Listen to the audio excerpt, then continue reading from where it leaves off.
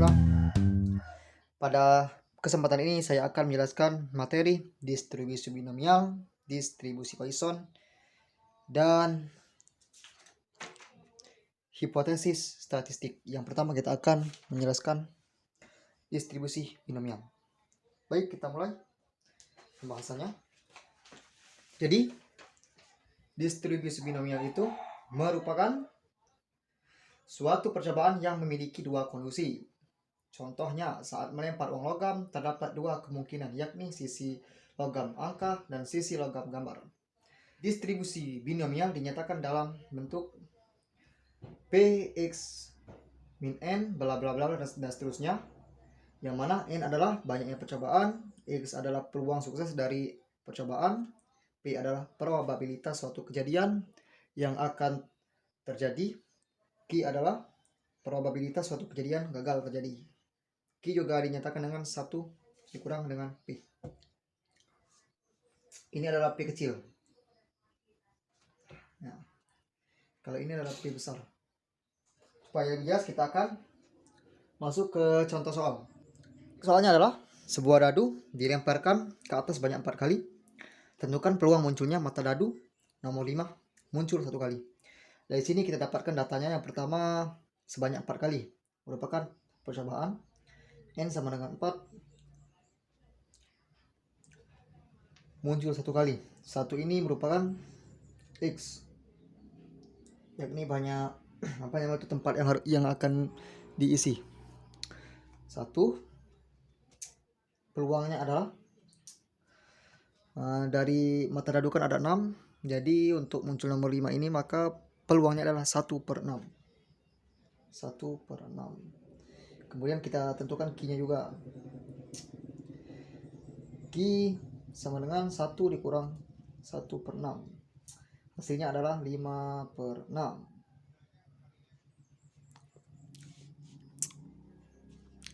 Nah, baiklah, kita langsung masukkan data ini ke dalam rumus ini.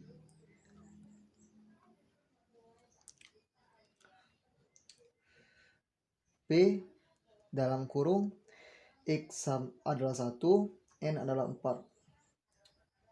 Sama dengan kombinasi, tetap kita tulis kombinasi. N adalah 4, X adalah 1. Peluangnya adalah 1/6. 1/6 pangkat X, yakni 1, dikali dengan Q, yakni 5/6. Q-nya 5/6 pangkat N dikurang X. N dikurang X sama dengan 3. Jadi kombinasi itu adalah 4 faktorial per 1 faktorial dikali dengan 4 dikurang 1, 3 faktorial, dikali dengan 1/6 dikali dengan 5 dipangkatkan 3, 125. 6 dipangkatkan 3 adalah 216.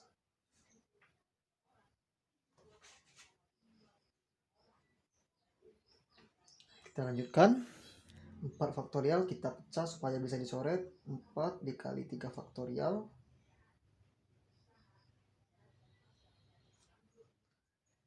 per 1 faktorial, 1 habis. 3 faktorial ditulis. Nah, ini bisa sama-sama dicoret nanti. Kemudian tetap dikali 1/6. Kemudian 125 kali dengan 216. Dan hasil akhirnya adalah 250/648. Jadi probabilitas suatu kejadiannya adalah 250/648. Baik, sekarang kita lanjut ke distribusi Poisson. Jadi distribusi Poisson menyatakan bahwa peluang jumlah peristiwa yang terjadi pada periode tertentu. Contohnya gini, kalau distribusi binomial tadi kan dia kan hanya ada dua kemungkinan. Nah, kalau distribusi Poisson ini dia diikat dengan waktu dengan variabel-variabel lain juga. Contohnya gini, misalnya berapa kemungkinan terjadi kecelakaan pada suatu tol pada jam sekian, periode sekian gini. Nah, itu kan sangat-sangat banyak kemungkinan kecelakaan itu kan. Jadi, distribusi Poisson dinyatakan dalam rumus ini.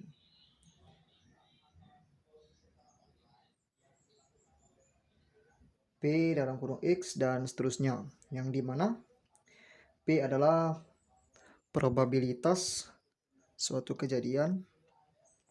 Mu adalah rata-rata keberhasilan. Yang dimana mu ini bisa dicari dengan N dikali P. N yaitu banyaknya amatan. E adalah bilangan logaritma natural, yakni 2,7182. Baiklah, mungkin kita akan langsung ke contoh soal ya. Contoh soalnya adalah sebuah kedai pakaian menggunakan 10 mesin jahit. Probabilitas sebuah mesin jahit mengalami perbaikan dan memerlukannya yakni 0,02. Tentukan probabilitas dari dua mesin yang akan mengalami gangguan dan memerlukan perbaikan. Nah, dari sini kita akan tuliskan data. Yang pertama,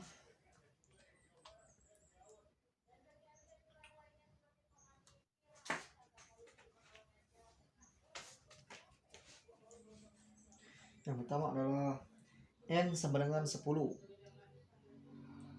N sama dengan 10, kemudian P sama dengan 0,02. Yang ini P-nya, yang ini adalah N. Kemudian X sama dengan 2.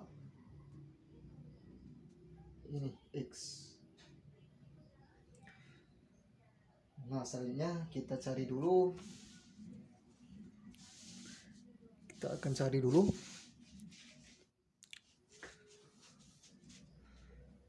mu-nya ini. Yang dimana mu ini adalah N dikali P. Mu sama dengan N dikali dengan P. 10 dikali 0,02. Maka hasilnya adalah 0,2.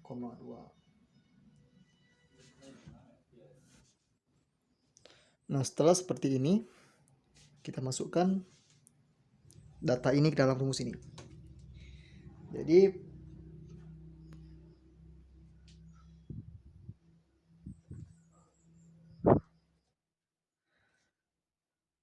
P X-nya adalah 2 sama dengan mu-nya tadi adalah 0,2. 0,2 dipangkatkan dengan X. X-nya pangkat 2 dikali dengan E. Nah, E tadi kan merupakan suatu bilangan logaritma natural yang mana nilainya adalah 27,2,71828 dikali dengan 2,71828 dipangkatkan dengan negatif mu, berarti negatif 0,2. Negatif 0,2 per X faktorial, yakni 2 faktorial. Kemudian tinggal kita hitung. Sepertinya kita menghitungnya dengan kalkulator.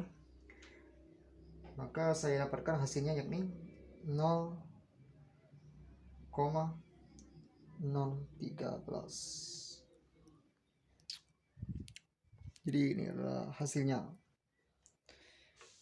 Oke, selanjutnya kita akan masuk materi hipotesis statistik. Yang pertama, definisi hipotesis. Jadi hipotesis ini mungkin kita semua sudah mengetahui ya.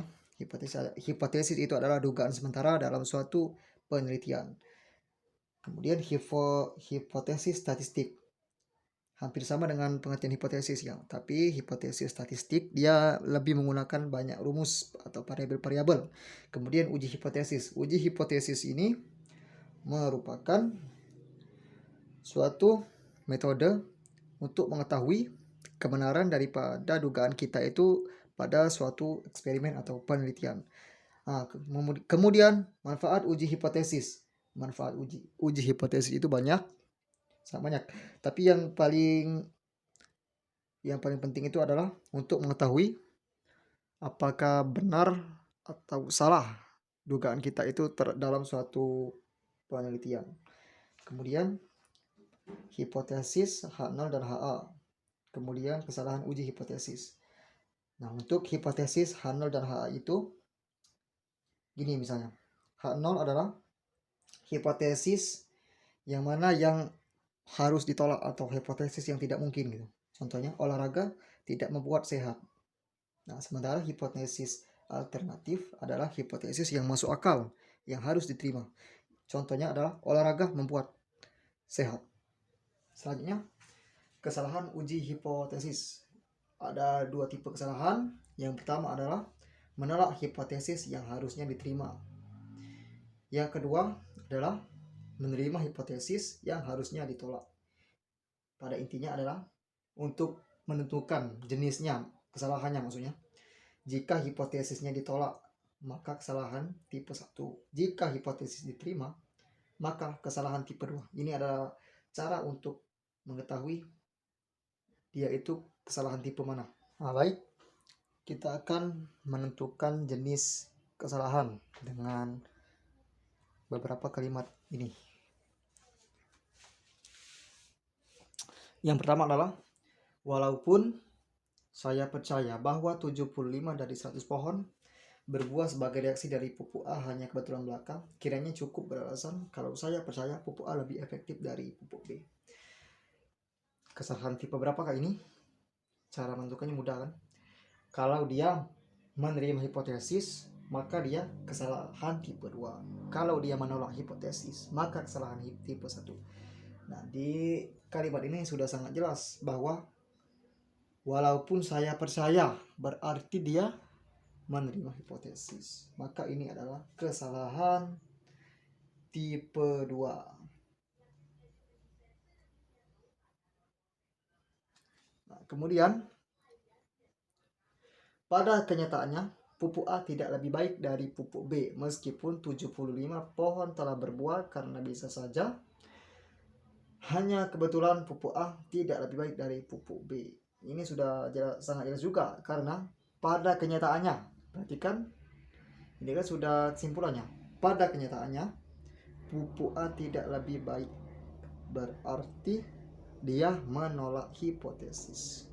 Maka ini merupakan kesalahan tipe 1. Baiklah, sekian saja video pembelajaran dari saya. Saya mohon maaf apabila banyak kesalahan. Billahi taufiq wal hidayah. Assalamualaikum warahmatullahi wabarakatuh.